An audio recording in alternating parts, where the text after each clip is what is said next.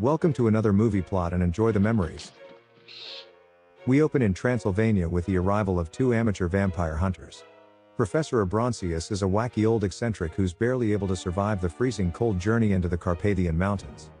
His boyish assistant Alfred is a lustful young wimp who nearly succumbs to the pack of wolves nipping at his coattail but distracts them with an umbrella. Arriving at a small village at the end of their travels, Abronsius has become as stiff as a board and needs to be carried into the inn to get warmed up. The human popsicle was once known as a scholastic genius but is now considered a nut by his peers for believing that vampires exist. He's thawed out in a bucket of warm water by the voluptuous barmaid Magda, and the second thing he notices is all of the garlic hanging from the ceiling. When they ask the innkeeper Mr. Shagal if there's any haunted castles nearby, he says no, but it's obvious that the villagers are keeping a secret. He shows the pair to their bedroom, but they have a adjoining bathroom with the innkeeper and walk in on his beautiful daughter bathing.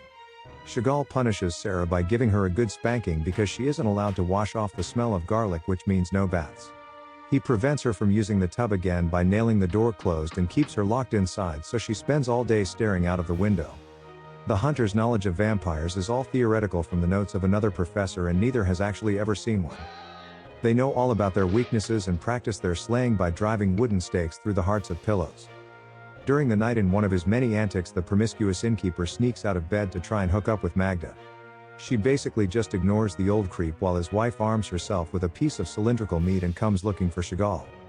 Rebecca is unable to find him and accidentally knocks out Abronsius with her salami sword when he comes to check out the commotion. In the morning, the couple pretend they have no idea who swung the sausage when a hunchback named Koukol enters the inn. He terrifies the barmaid, so she hides under the table and doesn't even make a peep when Alfred begins trying to fondle her. When he leaves, Abe tells his assistant to follow the suspicious hunchback because anyone who looks like that must be the servant of an evil master. All the kid ends up learning, however, is that wolves are not safe when Koukol is around, as he just plucks them off the road and eats them raw. Alfred gives up the pursuit, however the hunchback saw the vulnerable Sarah in the window, so he returns with the local vampire lord. That evening, Sarah begs Alfred to let her use the bath again and could probably persuade the infatuated stranger to sell his own mother. She can't stand smelling like garlic bread any longer, but the naive girl has no clue about the vampires plaguing her village. When she's left alone to finally remove that delicious smell, snow begins falling from the ceiling in a rather magical scene, if it wasn't caused by Count von Krolock breaking in through the skylight. He doesn't need an invitation, and the victim doesn't even scream, she's just witnessed being bitten by a peeping Alfred. By the time the hunters enter, the vampire has already abducted Sarah, and Shagal is distraught because he took so many precautions to prevent this. He gets pulled into the bath by Abe for some reason, then sets out to rescue his daughter with only a belly full of garlic for protection. However, in the morning he's found frozen just feet away from the front door and can't be thawed out because he's been drained of his blood by vampires. Abe predicts that Shagal will also transform, so tells Rebecca to drive a wooden stake through his heart, but she isn't the most understanding. Once she's gone to bed, however, the hunters return to do the job themselves, but the innkeeper has already risen from the dead. He flees into the cellar and hides inside a barrel where Abe accidentally drives a stake into the wrong one and gets a face full of wine. It fills up the correct one, so before he drowns in the delicious drink, Shagal is forced to pop out and flee out the window. He climbs upstairs and breaks into the barmaid's room, who tries to ward him away with a crucifix, but the innkeeper is Jewish. Shagal just shrugs it off, and by the time the hunters arrive, she's already been bitten and the vampire has seemingly disappeared. He's only hiding behind the door, however, so as the boys prepare their skis to go hunt him, he falls out of the window right beside them. This makes it easy for Abe and Al to just follow him all the way back to the vampire lord's castle, where they try to find a way inside. While Alfred fails to scale the wall, Abe finds a much easier way into the graveyard that was covered in a layer of thick snow. This leads into the servants' quarters, where the hunchback has been ordered to escort the pair to his master past the hideous family portraits. They find themselves the guests of the Count because he claims he's a fan of Abronsius and the work he's published on vampirism. Krolock lets them stay for the night, but his gay son Herbert expresses an immediate interest in Alfred and plans to make him his bride. When they're shown to their rooms, Alfred nervously wants to remain in the same bed, but Abe is content with sleeping with the cobwebs. Nothing happens the first night, and as the sun begins to rise, the vampires go to sleep in the crypt guarded by the loyal servant. Shagal comes strolling in with his own coffin and plans to sleep in the same room, but the hunchback isn't having any of it. He throws him out into the horses' stables, then stands on guard at the front entrance to the crypt all day while the hunters try to figure out a way inside. They scale the castle and prove the professor to be quite agile in order to find a window just big enough to fit Alfred. Abe, however, gets stuck, so it's up to Al to slay the sleeping vampires, and he almost tries to do it with an upside-down stake. Alfred is a coward however, so he can't go through with it and runs outside to try help Abe get unstuck from the window. He gets distracted when he hears the singing of Sarah as she's taking a bath in one of the rooms, as this girl is obsessed with bubbles. She has bite marks on her neck but isn't a vampire yet, so Alfred pleads with her to leave with him. Oblivious to the danger that she's in, Sarah says that she can't because the Count is holding a ball tonight and she wants to let down her hair.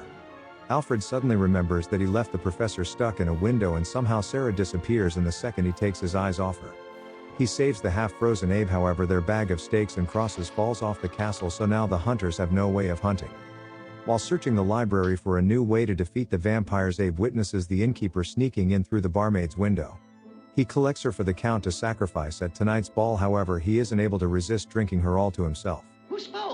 Accidentally draining her dry before the ceremony, Shagal hides her body in his coffin and finally gets to lay with his barmaid. Meanwhile, Alfred seeks out Sarah when he hears the bath running again but encounters Herbert, who attempts to seduce the little man.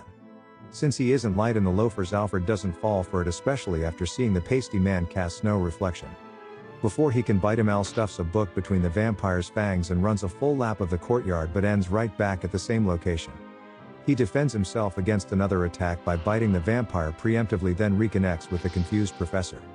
There's no time for questions and the two manage to avoid Herbert by hiding inside one of the castle's turrets that overlook the graveyard.